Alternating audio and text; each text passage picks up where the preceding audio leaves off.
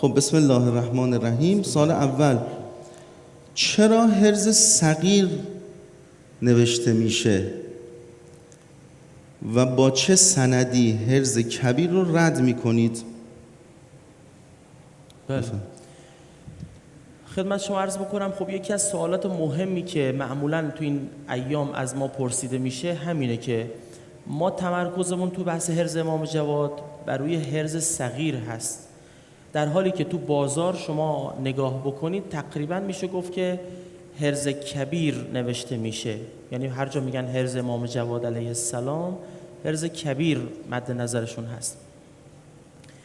ببینید یه ماجرای در واقع نقل حرز امام جواد علیه السلام حرز کبیرش رو حتما داستان شما شنیدید دیگه. داستانی که مطرحه و معروفه برای حرز امام جواد چند تا انقلت برش هست، از این حیث که ما توی در واقع سند این روایت و این جمله یه سری انقلت‌های تخصصی طلبگی خودمون ما داریم. البته این انقلت‌ها فقط از ناحیه ما هم نبوده، دیگرانی هم این انقلت‌ها رو داشتند که زمان مرحوم علامه مجلسی رضوان الله تعالی علیه هم این انقلت‌ها وجود داشته به متن این حرز و این سند حرز. خب داستان حرز امام جواد علیه السلام رو کیا شنیدن؟ چی بوده ماجرا؟ شما شنیدید؟ برای کی نوشته بود؟ برای مأمون، برای دشمن اهل بیت.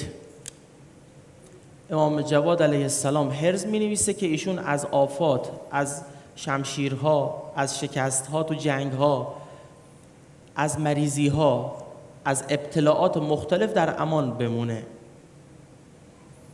سوال اول ما به این هست که آیا معصوم برای حفظ جان دشمن اهل بیت، قاتل پدرشون امام رضا علیه السلام، خب بالاخره توسط مأمون به شهادت میرسه، بعد امام جواد علیه السلام میاد حرز مینویسه که قاتل پدرشون، حالا صرفاً بحث پدر و خانوادگی شخصی نیست، بحث اینه که بالاخره یه دشمن اهل بیت هست یا نیست، میاد حرز مینویسه که این فرد شقی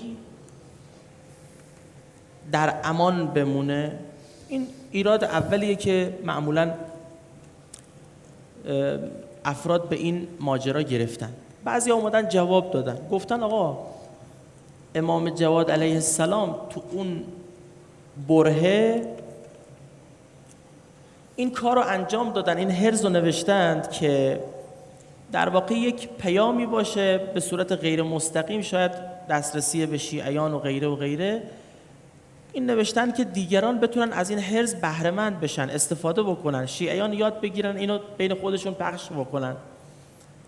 ولی خب چجوری این کار رو انجام میدادن که پخش بشه خیلی سریع بین شیعیان؟ بهترین حالتش این بوده که مثلا برای، حالا اون موقع مثلا به مأمون میگفتن امیر المؤمنین دیگه، برای پادشاه، برای حاکم، برای خلیفه مسلمین اتفاقی رقم بخوره، این مثل بمب صدا بکنه، بعد همه شیعیان، همه ارادتمندان به مکتب اهل بیت خبردار بشن، بگن که خب یه چیزی هست که امام اینقدر سر این موضوع چیه؟ اصرار داره و این رو داره ترویج میکنه. ولی بحث ما صرفاً حالا این انقلت خیلی برای ما حل شده هست که آیا امکان داره امام معصوم برای دشمن اهل بیت بیاد یه حرزی رو آموزش بده که بگه میخوام که تو از بلاها در امان باشی، و بعد آیا اون حرز کبیری که امام جواد علیه السلام می نویسن با دستخط مبارک خودشون طبق حالا اسنادی که موجوده،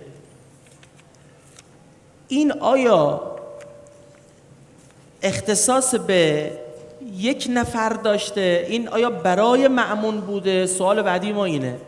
یا میشه این حرز رو تعمیم داد، مثلا بگیم برای همه استفاده بکنن، با همه مزاجها، با همه مثلا تفاوتها و امثال اینا. آیا زنان میتونن دقیقاً عین همین حرز رو استفاده بکنن، همین حرزی که برای مرد نوشته شده؟ آیا اصلا مسئله حرز اختصاصی هست، مبنای مزاجی داره، یا حرز هیچ گونه تفاوت سنی، تفاوت جنسی، تفاوت مزاجی، هیچ کدوم از اینها درش شرط نیست؟ ما کاری که تو مجموعه حکیمیار انجام دادیم، فی الواقع اومدیم مبحث دعا و حرز رو اومدیم تخصصی کردیم. یعنی چی؟ یعنی اومدیم علومی رو که مقدمه فهم این دعاها و حرزها هست و شرایطی که پیش نیاز استفاده از احراز مختلف و ادعیه مختلف هست رو اومدیم لحاظ کردیم. این کار رو تقریبا میشه گفت، حالا طبق فحصی که ما انجام دادیم تو بازار، این کار مبنایی و مقدماتی و تمهیدی رو تقریبا میشه گفت هیچ کسی انجام نداده. یعنی چی انجام نداده؟ یعنی طرف میگه آقا کتاب مثلا محج الدعوات مرحوم سید ابن طاووس این روایت رو نقل کرده، مرحوم علامه مجلسی هم تو بهار الانوار همین روایت رو از محج الدعوات سید ابن طاووس اومده نقل کرده. درست شد؟ همه اینها رو ما میدونیم، دیدیم، سندها رو همه دیدیم. خب حالا یه نفری که میخواد بیاد حرز بنویسه، میاد میگه که خب بسم الله الرحمن الرحیم گفتن حرز چنین است، ما هم چنان میکنیم. این شد حرز؟ امام معصومی که حرز رو مینویسه و این سند میشه برای من و شما مثلا، با ایراداتی که البته تو سند این حرز کبیر هست و ما هم این ایرادات رو، اشکالات رو من عرض میکنم خدمتون، همچنان برای ما این اشکالات باقی هست و مرحوم علامه مجلسی که از شیخ اربلی این انتقادات و این اشکالات و ایرادات رو به سند حدیث دیدند و نتونستن پاسخی بدن برای این اشکالات، مرحوم علامه مجلسی میگن که همه اشکالات شیخ اربلی به سند این حرز کبیر وارده. ما دنبال دلیل هستیم. حالا داستان این حرز کبیر رو من براتون میخونم و ایراداتی که به این سند حدیث وجود داره، بعد شما بفرمایید که آیا کسی به این ایرادات پاسخی داده یا نه. مرحوم علامه مجلسی که خودش محدث هست، خودش فقیه، علامه هست، بزرگه، میاد میگه که تمام انتقادات و ایراداتی و انقلتهایی که مرحوم شیخ اربلی به حدیث و سند این حرز گرفته شده همش وارده. ولی ما میگیم چون که همه علما تو کتابای دیگه هم اینو گفتن، ما هم قبولش میکنیم، ولی جوابی برای رد این انتقادات و اشکالات هم نداریم. اینو برید متن علامه مجلسی رو تو بهار ببینید، ذیل اونجایی که سند حرز کبیر امام جواد علیه السلام رو میاره.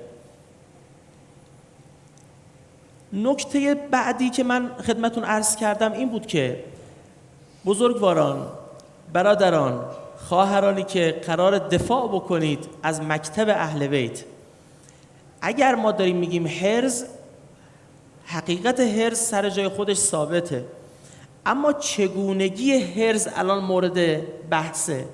چگونگی حرز، کدوم حرز؟ الان شما ببینید از امام جواد علیه السلام به نقلهای مختلف ما نزدیک به 7 تا حرز داریم. آجا حرزای امام جواد یه لحظه بیارید، همین که جمع‌بندی شده من خدمتتون الان عرض بکنم. ببینید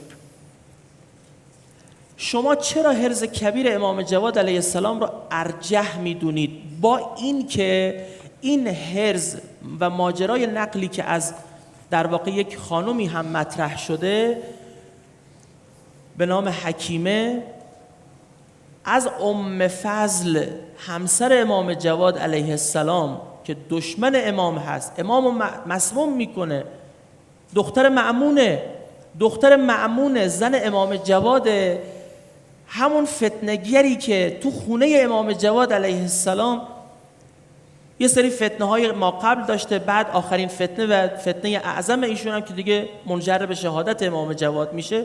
شما ببینید این روایت از نقل قول این زن هست، کل اسنادی که علما آوردن همه از همین خانومه. بعد شما ببینید اصلا نقلی که اونجا اتفاق میفته یه نقل کاملا جعلیه. مأمون توی بغداد داره زندگی میکنه، امام جواد علیه السلام توی مدینه داره زندگی میکنه، بعد مسافت از یه طریقی و این که زن حالا قلابی بگیم مثلا جعلی بگیم برای امام جواد علیه السلام که میاد ادعا میکنه پیش ام فضل، میگه من همسر مثلا شوهرت هستم، تو خبر نداری، من همسر امام جواد هستم.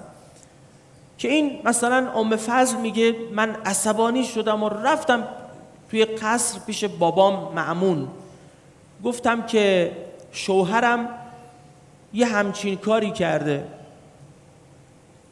گفت اونم در حال مستی بود، شمشیر برداشت اومد تو خونه امام جواد و با شمشیرش تیکه تیکه کرد. بعد که رفت برگشت تو قصرش، حالا امام جواد این زندگی که داره صحبت میکنه تو مدینه هست، مأمون کجاست؟ تو بغداده. بعد اینا عصبانی میشه، بحثشون میشه، بلند میشه، ام فضل میره پیش باباش. آخه باباش که خونه کناریت که نیست، بغداد داره زندگی میکنه. ایراداتی که شیخ اربلی گرفته به سند این حدیث، اصلا میگه این کاملا داستان و روایت کاملا جعلیه، مشخصه. بعد میگه ما خبردار شدیم که این اتفاق افتاده، با شمشیر قطعه قطعه کرده امام جواد رو، ما خیلی ناراحت شدیم و اینها. بعد باباش مأمون که از حالت مستی خارج میشه، بهش گفتیم که تو میدونی چی کار کردی دیشب مثلا؟ گفت که نه من اصلا نمیدونم چی کار کردم. گفت تو رفتی مثلا یه همچین قتلی رو انجام دادی، امام جواد رو رفتی. اونم خیلی ناراحت شد و زد به سر خودش و گفت وای من چیکار کردم و ول کردم، همش الکی دروغ.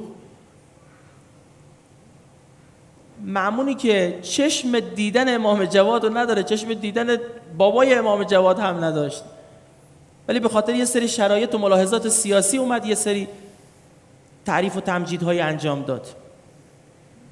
مأمون یه شخصیت پلید و خبیثی داره که از کشتن مثلا امام جواد ناراحت میشه، واقعا این شما باور میکنید. میگه خیلی ناراحت شد و به سر و صورت خودش زد و گفت وای من چه خطایی کردم، من چه گناهی کردم، من فلان کردم. بعد خادم خودش رو میفرسته، میگه برو یه سر بزن به منزل امام جواد ببین چه اتفاقی افتاده. یه خادمی داشته به نام یاسر، تو متن سند حدیث اومده اینجوری. میگه یاسر رفت به خونه امام جواد، وارد شد، دید که امام جواد بدنش سالمه، تنش سالمه، هیچ مشکلی نداره. حالا شما خوب این داستان رو گوش بگیرید، بعد شما تحلیل بکنید. میگه من یه لباس نوعی تن امام جواد بود، گفتم که آقا لباس تنتون رو در میارید من بپوشم، به من هدیه بدید این لباس رو، من میخوام لباسی که متبرک شده به بدن شما من بپوشم. حالا میگفت قصد من چی بوده؟ قصد من این بوده که تن امام جواد رو ببینم جای شمشیر و فلان روش هست یا نیست. میگفت این لباس رو امام جواد در آورد، مقابل من برهنه شد. اینو ما بعید میدونیم از شخصیت امام. میگه برهنه شد، لباسشو در آورد به من هدیه داد. نگاه کردم دیدم بدنش صافه، هیچ جای شمشیری نداره. خب رفتم خبر رو به مأمون دادم، مأمون خیلی خوشحال شد. حالا مأمون کجاست؟ تو بغداده. امام کجاست؟ تو مدینه هست. میگه رفتم لباس رو دادم به خلاصه مأمون و خبر رو دادم، گفتم بدن ایشون سالم، هیچ مشکل نداره. تعجب کردن و گفتن اتفاقا این چرا اینجوری شده فلان. رفتیم سوال پرسیدیم، گفتیم آقا شما دیشب یه همچین خطایی بالاخره تو مستی مأمون رخ داده، ولی شما میبینیم سالمید. گفت شما نمیدونید که من یه هرزی دارم همرام، این هرزه چون همرام بوده شما شمشیر زدی، به ظاهر هم بدن من قطعه شد ولی نشد. چرا؟ چون هرز داشتم. خب همین هرز و امام جواد موقعی که سم بهش دادن توی انگور خوردن. خب اون موقع هرز امام جواد هرز همراهشون نبود؟ آخه شما یه حرفایی میزنید که خلاف با واقعه، با جریان واقعیت زندگی امام جواده. بعد رفت پیش مأمون. امام جواد عرضه داشت که اونجا مثلا رسید در مقام خلیفه مسلمین دیگه. لقبی که امام جواد میگه اونو خطاب قرار داد این بود که گفت یا امیرالمؤمنین. مأمون هم جواب داد لبیک و سعدیک. آخه اینو شما ام فضل، دشمن خونی اهل بیت، درسته که همسر امام جواد بودی ولی تو دختر مأمون هستی و قاتل امام جواد هستی. حرف راستت هم که میزنی ما بهش مشکوکیم، تا چه برسه به دروغ. امامان معصوم امام صادق علیه السلام فرمود لقب امیرالمؤمنین فقط و فقط برای امام علی باید گفته بشه و هیچ کسی دیگه شایستگی این لقب به عنوان رو نداره. خب این روایت رو ما چی کار بکنیم؟ بعد امام جواد علیه السلام میاد مقابل مأمون میسته میگه یا امیرالمؤمنین. حالا امام جواد کجاست؟ تو مدینه هست. بعد مأمون کجاست؟ بغداده. آخه یه جوری داستان رو سر هم بکنید که به هم بخوره. میاد اونجا بگه یا امیرالمؤمنین. تو این محتوای خود این نقل تاریخی هم ما ایراد داریم. البته ایرادای بنده نیست، ایرادای شیخ اربلی هست که همش به نظر ما هم ایراده، به نظر مرحوم علامه مجلسی هم ایراده، ولی میگه من جوابی براش ندارم واقعا اینا رو که شما میگید. فقط میتونم بگم چون مشهور علما این حرز رو و این سند رو نقل کردن ما میگیم حتما قبول دیگه، همین. بعد میاد میرسه به اونجا بگه یا امیرالمؤمنین تو دیشب که اومدی با شمشیر منو تیکه تیکه کردی اونم در حالت مستی و شراب بودی یا؟ میگه خب. میگه اون هرزی که من همراهم بود نذاش من تیکه تیکه بشم، اون هرز رو میخوام برای شما هم بنویسم. مأمون میگه عجب چه خوبه. و میگه زمانی که این هرز رو امام جواد نوشتن و مأمون دادن، مأمون تو هر جنگی که میرفت پیروز میشد. تو هر نمیدونم مصیبتی که مطرح میشد مأمون تن سالم به در می آورد. اینو ما چجوری الان باور بکنیم؟ ایرادهای اساسی نقلی، تاریخی و ارزشی و اعتقادی توی این سند و این داستان هست. بعدش هم علمای بزرگوار ما از سندهای معتبرتر، نه از ام فضل دشمن اهل بیت، از سندهای متقن و معتبرتر احراز دیگری رو از امام جواد علیه السلام مطرح کردن.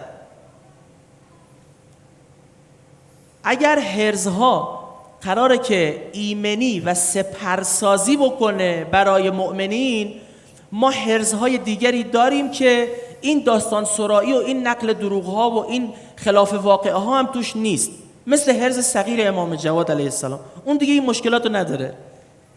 این نقل شده که امام جواد علیه السلام فرمودن هرز صغیر رو استفاده بکنید. ما این نقل روایت رو انتخاب میکنیم، همون نقلی که مرحوم شیخ عباس قمی، محدث قمی، در مفاتیح الجنان این نقل رو انتخاب کرده. هرز امام جواد میگه اون هرز صغیر امام جواده. ما نمیخوایم هرز امام جواد کبیر، اون هرز کبیر رو نمیخوایم بگیم که آقا هرز به درد نخوری فلان، نه، ما استفاده نمی کنیم چون تو سندش ما ایراد داریم. نقلی که اتفاق افتاده نقل اشتباهیه. بزرگان حدیث شناس و درایه و رجال، علم درایه و علم رجال، ایراد جدی وارد کردن به سند این هرز کبیر. ما احتیاط میکنیم از هرز کبیر استفاده نمی کنیم. نه اینکه به قول حاج آقای برزگر ما مثلا به خاطر که طولانی تر خسته میشیم مثلا اینا رو نمی نویسیم. مثلا این دلیل مضحکی، اصلا خنده داره. به خاطر که طولانی تر ما نمی نویسیم چه ربطی داره؟ یک کتابی رو اخیراً من معرفی میخوام بکنم، دوستانی که انشالله توی فضای هرز میخوان دقیق کار بکنن حواسشون به این مسئله باشه. کتابی اخیراً چاپ شده از انتشارات، شاید این کتاب دیده باشید، حالا نوشته واژه پرداز اندیشه، انتشارات واژه پرداز اندیشه. گردآورنده این کتاب هم معاونت پژوهش مؤسسه ایمان ماندگار هست. اسم کتاب چیه؟ حرزهای معصور، یعنی حرزهایی که وارد شده و سند دارن. حرزهای بی سند هم ما زیاد داریم که ما کاری به اونا نداریم. اسم کتاب حرزهای چیه؟ حرزهای معصور. خب برای 14 معصوم اومده حرزهایی که وارد شده و سند داره رو جمع کردن. یه کار کاملا تحقیقی و پژوهشی انجام شده. ببینید صفحه 407 این کتاب، صفحه 407 این کتاب میاد حرز امام جواد علیه السلام رو مطرح میکنه. حرز اولش رو مطرح میکنه. اصلا حرز اولش خیلی مبسوط‌تر از حرز کبیر امام جواده که حالا این یه نوع حرزه. ببینید الان این صفحه کتاب که خیلی ریز هم نوشته شده، من به شما بگم چند صفحه میشه؟ 1 2 3 4 5 6 صفحه میشه. 6 صفحه آچار میشه یکی از حرزایی که نقله، که البته تو بحث سندش و اینا دوباره اینجا آقایون اومدن بحث کردن و یه مقداری منابعش رو مورد اشکال دونستن. خب دوباره حرز بعدی رو آوردن، صفحه 424 حرز بعدی رو آوردن، همینجوری ادامه پیدا میکنه. صفحه 435 حرز بعدی امام جواد رو آوردن، بررسی سندیش رو انجام دادن، اشکالات متنیش رو گرفتن. همینجوری صفحه 440 دوباره حرز بعدی امام جواد رو گرفتن، بررسی کردن، ترجمه کردن، لغاتش رو بررسی کردن، منابعش رو بررسی کردن، تا میرسه به صفحه 452 دوباره یه حرز دیگه امام جواد علیه السلام رو مطرح کردن و صفحه 454 الان چند تا حرز برای شما از امام جواد گفتم که همشون الان سند داره. خب 7 تا تقریبا حرز مطرح شده. حرز آخر رو میاد همون حرز امام جواد که حرز صغیر معروفه، که ما اعتقاد به این نوع حرز داریم. آثار و برکاتش هم دیدیم، بر کسی هم پوشیده نیست. خیلی از خطبای معروفی که توی صدا و سیما هم شما فیلماشو دیدید، مثل حاج آقای فرحزاد، مثل حاج آقای خدا رحمتش بکنه، حاج آقای مهندسی، نمیدونم یادتون میاد، جز کارشناسای برنامه سمت خدا بود، چند سال پیش فوت کردن. حاج آقای ماندگاری که جز باز کارشناسای برنامه سمت خدا هستن، حاج آقای عالی، حاج آقای عالی، احسن. همه اینها یه سری کلیپ هایی دارن. حالا ما انشالله دوستان میگیم که این تیکه ها رو تقطیع بکنن از نقل قول همین بزرگوارانی که الان به عنوان کارشناس دینی صدا و سیمایی مطرح هستند و مردم هم کاملا اعتماد دارن بهشون. البته حوزه علمی هم به اینها اعتماد داره. شما ببینید وقتی که دارن از فضائل و برکات حرز امام جواد صحبت میکنن، بعد همشون همین حرز صغیر رو پیشنهاد میدن، میگن حرز امام جوادی که ما میگیم این همه برکات داره اینه، یا نور و یا برهان. با این در واقع جمله شروع میشه. جان حرز کبیر گفتن. حالا غالبا اون چیزی که ما مثلا دیدیم از بقیه بزرگواران، این حرز صغیر رو بیشتر بهش تاکید میکنن و توصیه میکنن. ولی به هر حال اگر مثلا میگم حرز کبیر سند داره، حرز صغیر سندش تازه ما میگیم محکمتر از اونه، و حالا اگر کسی حرز کبیرم نوشت، ما فعلا نمیگیم که اون گناه کبیره کرده که، ولی طبق تحقیقاتی که ما انجام دادیم، طبق اسنادی که ما بررسی کردیم، طبق منابعی که ما کارمون کار در واقع حدیث شناسیه. وقتی میخوایم روایات رو بررسی بکنیم، منابع رو، اسناد رو، کتبی که درش ذکر شده رو همه میاریم بررسی سندی میکنیم، به یه نتیجه میرسیم. اینم نظریه اجتهادیه. شاید یه نفر بگه من همه این 7 تا حرز امام جواد رو بررسی کردم، اون حرز کبیری که الان گفته میشه اون اصلا اولویت داره. ما میگیم ما همه اینا رو بررسی کردیم، نه خیر، اتفاقا اون اولویت نداره. حرز صغیر امام جواد اولویت داره. این یه نظریه اجتهادی و کارشناسیه و کسی هم اگر تو مباحث مبنایی در واقع بررسی کارشناسی این حدیث ایراد داره، باید بیاد ایرادات فقهی و علمی خودش رو مطرح بکنه. لذا این یا نور یا برهان یا مبین یا منیر، این حدیث حرز مطرح و مورد توجه خیلی از بزرگواران و علمایی بوده و از نظر ما هم بررسی سندیش این اولاست. حالا این نکته اول که ایرادات جدی به سند چیه؟ به سند حرز کبیر وجود داره. یک کتاب معرفی کردم که اومده همه حرزها رو بررسی سندی کرده. برای اولین بار تو ایران این کار انجام شده. حرزهای معصور